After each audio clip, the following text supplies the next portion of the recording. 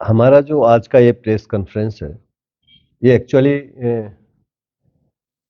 एक Araria literary festival हम लोग करने जा रहे हैं, जिसमें एक बुक फेयर भी होगा। और ये फरवरी माह के 17, 18 और 19 तारीख को ये होना है। ये 3 दिवसीय कार्यक्रम है और हमारे इस शहर के लिए ये पहला कार्यक्रम है। इससे पहले ऐसा कोई लिटरेरी फेस्टिवल हमारी जानकारी में अभी तक नहीं हुआ है और ये बहुरंगी है। इसमें बहुत तरह के कार्यक्रम है। पुस्तक मेला तो एक अलग सेगमेंट है। इसके अलावे जो स्टेज पे होना है, तो ये विभिन्न तरीके के कार्यक्रम है। इसमें थिएटर भी है, 3 अलग अलग स्टेज प्ले होना है अलग अलग ग्रुप्स के द्वारा। दास्तान गोई है, गजल गायकी है, गिटार वादन है, स्टैंड अप प्रोग्राम है जो एक कॉमेडी शो होता है। फिर हमारा मुशायरा का 2 अलग अलग मुशायरा सह कवि सम्मेलन का कार्यक्रम है। तो इस तरीके से काफ़ी सारी चीज़ें जो अ, शिक्षा से जुड़ी हुई चीज़ें, शैक्षणिक माहौल, एक वातावरण तैयार करने की हमारी कोशिश है और इसको लेके ये आयोजन हम लोग करने जा रहे हैं। बुक फेयर है। क्या उद्देश्य सर इसका बता रहे?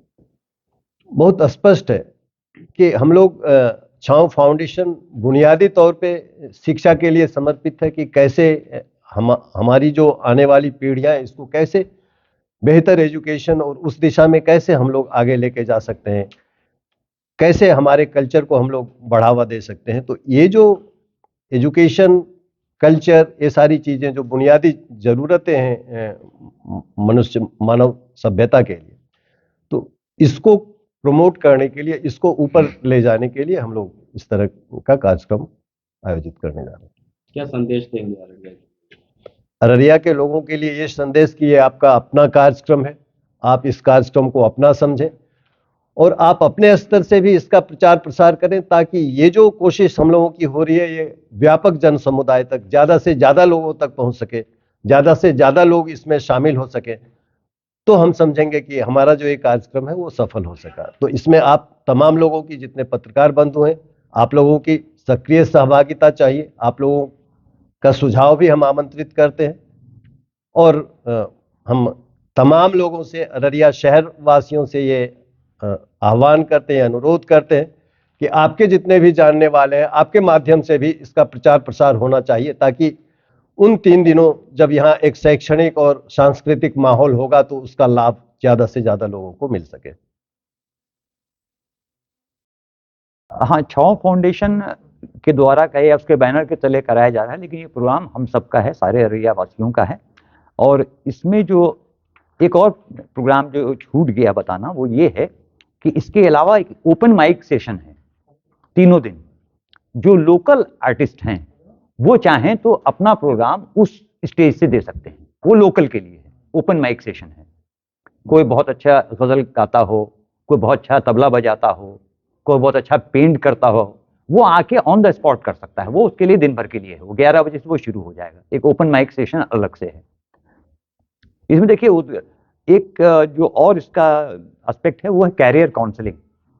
जो स्टूडेंट्स हैं जिनका आगे फ्यूचर कैरियर है, जो किसी कंपटीशन तैयारी कर रहे हैं या करेंगे, उनके लिए भी हम लोगों ने एक सेशन स्पेशल रखा है, जिसमें कई बड़े नाम हैं जो इस फील्ड के माहिर हैं। जिसमें एक बड़ा नाम जो है, एक बहुत बड़े आईएएस ऑफिसर हैं, एलेक्स पॉल मेनन।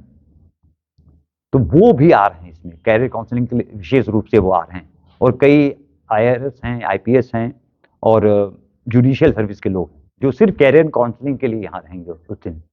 तो उनका सेशन होगा। और उसके अलावा जो बड़े नाम हैं, अगर आप शायरों में कहेंगे तो वसीम बरेलवी साहब आ रहे हैं।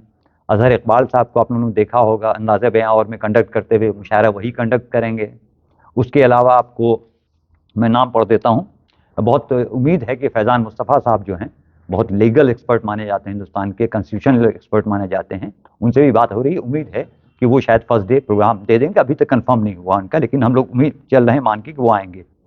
एक गज़ल सिंगिंग में एक बड़ा नाम है, एक आईआरएस हैं, सीनियर आईएएस जो कमिश्नर हैं सिलीगुड़ी में, राजेश सिंह, वो उनके आने की बात है। वो भी लगभग कंफर्म हो चुका है।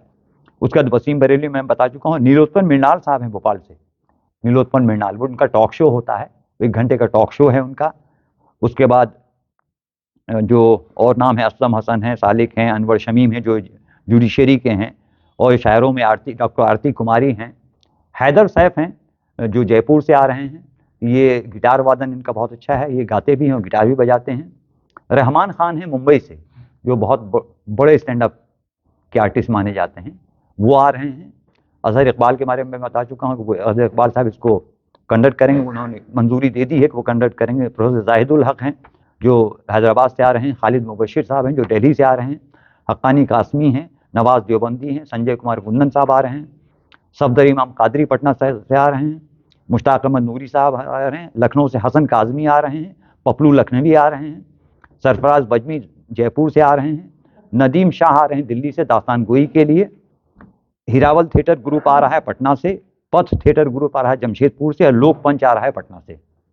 ये जो है ये लोग आ रहे हैं। इस तरह से ये मेन हमारे हैं। लगभग 60 से 70 गेस्ट हमारे बाहर से आ रहे हैं।